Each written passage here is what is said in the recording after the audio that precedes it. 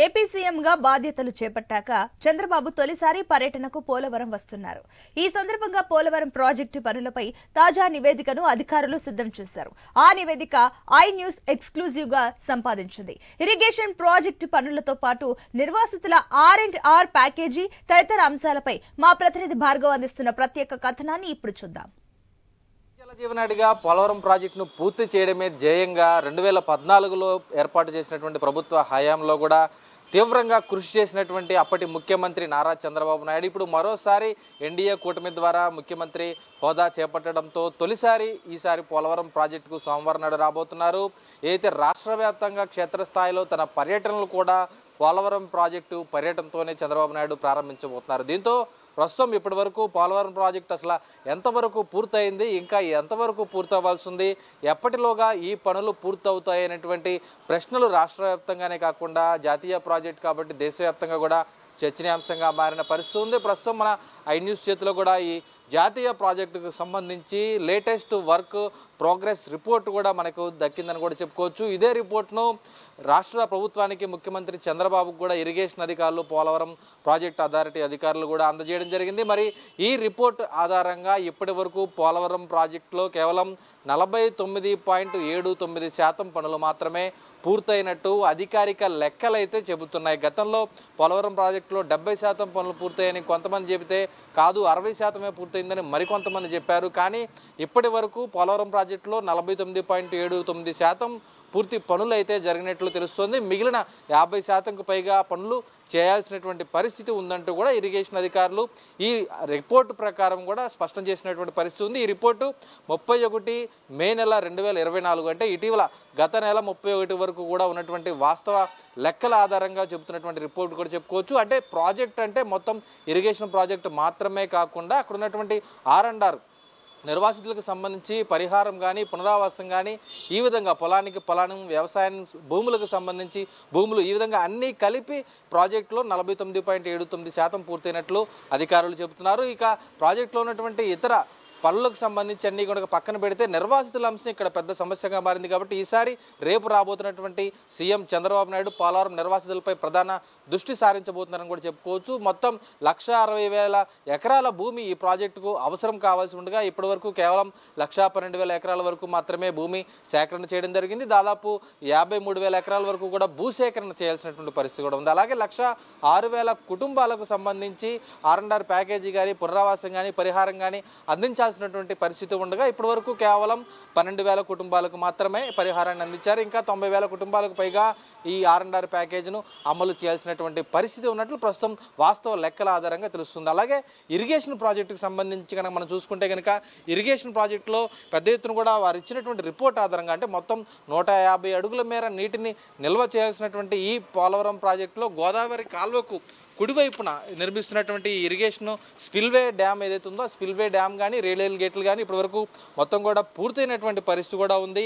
ఈ ప్రాజెక్టు ద్వారా 7.2 లక్షల ఎకరాల ఆయకట్టుకు కొత్తగా నీరు ఇవ్వడంతో పాటు 23.5 లక్షల ఎకరాల ఆయకట్టుకు స్థిరీకరణ కూడా చేసే అవకాశం ఉంటుంది. అంతేకాకుండా కుడికాల ద్వారా 80 TMCల నీటిని ఏదైతే కృష్ణా జలాలకు తరలించేటువంటి అవకాశం కూడా ఉంది. అలాగే 960 మెగావాట్ల విద్యుత్ ప్లాంట్ను కూడా ఇక్కడ నిర్మాణం చేసినటువంటి పరిస్థితి కూడా ఉంది. ఈ విధంగా మొత్తం అటు ఇక్కడ ఉన్నటువంటి పోలవరం ప్రాజెక్టులో ఉపయోగాలు ఈ విధంగా ఉంటే ప్రాజెక్టులో జరిగినటువంటి లేటెస్ట్ పరిస్థితి ద్వారా ఉన్నటువంటి లెక్కలు అధికారిక లెక్కలు కనుక మనం చూసుకుంటే కనుక ఇప్పటి వరకు అటు రైట్ మెయిన్ కెనాల్కి సంబంధించి 178 కిలోమీటర్ల మేర నిర్మించాల్సిన రైట్ మెయిన్ కెనాల్ దాదాపు పూర్తయింది. అలాగే లెఫ్ట్ మెయిన్ కెనాల్కి సంబంధించి కూడా 212 కిలోమీటర్ల మేర కూడా విశాఖపట్నం వరకు కూడా గోదావరి జలాలు తరలించేటువంటి ఈ కెనాల్ కూడా పూర్తయినటువంటి పరిస్థితి కూడా ఉంది. మరి లేటెస్ట్ వర్క్కు సంబంధించి హెడ్ వర్క్స్ 72.63% పనులు ప్రస్తుతం పూర్తయ్యాయి. అలాగే రైట్ మెయిన్ కెనాల్లో 92.75% పనులు పూర్తయ్యాయి. అలాగే లెఫ్ట్ మెయిన్ కెనాల్కు సంబంధించి కూడా 73.07% పనులు పూర్తయినట్టు లెక్కలు చెబుతున్నాయి. అలాగే ఇది R&Rకి సంబంధించి కానీ ల్యాండ్ ఎక్విడేషన్కి సంబంధించి కానీ 22.55% పనులు మాత్రమే పూర్తయినట్టు అధికారిక లెక్కలు చెబుతున్నాయి. ఈ విధంగా ఉంటే కనుక అటు స్పిల్వేలోకి సంబంధించినటువంటి రేడియల్ గేట్ల అమరికకు సంబంధించి కూడా మొత్తం పనులు పూర్తయ్యాయని చెప్పుకోవచ్చు. ఇప్పటికే వరదలు వస్తున్నప్పటికీ కూడా స్పిల్వే రేడియల్ గేట్లను పైకి ఎత్తి దిగువకు లక్షలాది క్యూసెక్లు సముద్రంలోకి వృధాగా వెళుతున్నటువంటి పరిస్థితి కూడా ఉంది. ఈ స్పిల్వే ముందు నిర్మాణం చేయడం వల్లే ఎగువ ఉన్న గ్రామాలన్నీ కూడా మునిగిపోయాయంటూ అనేక ఆరోపణలు ప్రత్యారోపణలు వచ్చిన నేపథ్యంలో ఇప్పుడు వాస్తవ పరిస్థితి ఏ విధంగా ఉన్నది తెలుసుకునేందుకే ఈరోజు చంద్రబాబు నాయుడు వస్తున్నటువంటి పరిస్థితి కూడా ఉంది. ఈ విధంగా స్పిల్వే కంప్లీట్ కాగా కాఫర్ డ్యామ్కు సంబంధించి మాత్రం ఎగువ దిగువ కాఫర్ డ్యామ్లు పూర్తిగా కూడా నిర్మాణం జరిగిందని కూడా చెప్పుకోవచ్చు. అలాగే ఎర్త్కమ్ రాక్ఫిల్ డ్యామ్ ఏదైతే పోలవరం ప్రాజెక్టులో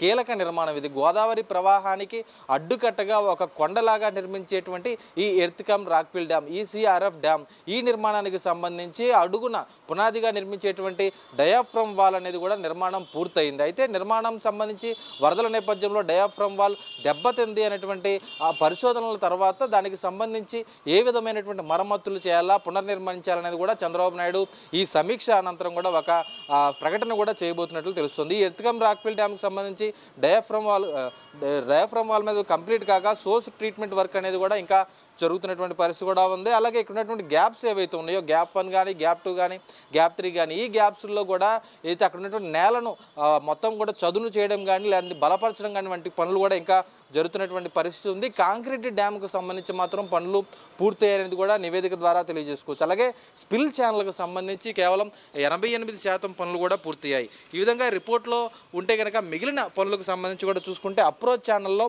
79% పనులు పూర్తయినట్లు కూడా నివేదిక తెలియజేస్తుంది. అలాగే పైలట్ ఛానల్లో 48% పనులు పూర్తయ్యాయి. ఇక లెఫ్ట్ అండ్ రైట్ కనెక్టివిటీస్ ఏవైతే ఉంటాయో ఆ పోలవరం ప్రాజెక్ట్ నుంచి కుడి ఎడమ కాలువలకు అనుసంధానంగా నిర్మిస్తున్నటువంటి ఈ కనెక్టివిటీస్ ఏవైతే ఉన్నాయో అవి 68% మాత్రమే పూర్తయినటువంటి పరిస్థితి కూడా ఉంది. ఈ విధంగా వాస్తవ లెక్కలు మాత్రం కనుక మనం చూసుకుంటే పోలవరం ప్రాజెక్టులో మొత్తం 49.97% మాత్రమే ప్రస్తుతం ఇంకా పూర్తయింది. ఇంకా 50%కు పైగా పూర్తి అవ్వాల్సినటువంటి పరిస్థితి కూడా ఉంది.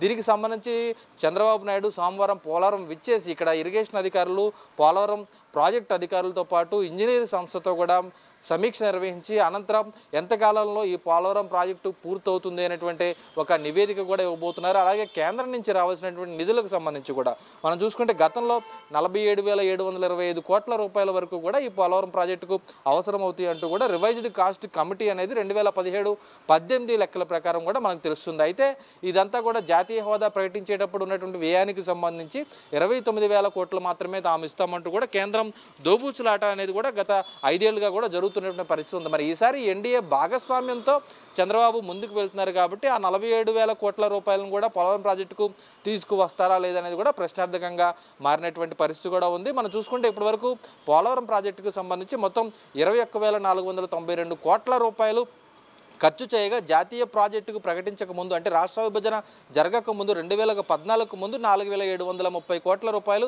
ఖర్చు చేయడం జరిగింది. ఆ తర్వాత మొత్తం 16,761 కోట్ల రూపాయలను కూడా రాష్ట్ర ప్రభుత్వం ఖర్చు చేస్తే పోలవరం ఇరిగేషన్ ప్రాజెక్టుకు సంబంధించి పీపీఏ ద్వారా ప్రాజెక్టు అథారిటీ ద్వారా ఇప్పటి వరకు 15,146 కోట్ల రూపాయలను కూడా విడుదల చేయడం జరిగింది కేంద్ర ప్రభుత్వం. ఇంకా 1,615 కోట్ల రూపాయలు పెండింగ్లో ఉన్నటువంటి పరిస్థితి కూడా ఉంది.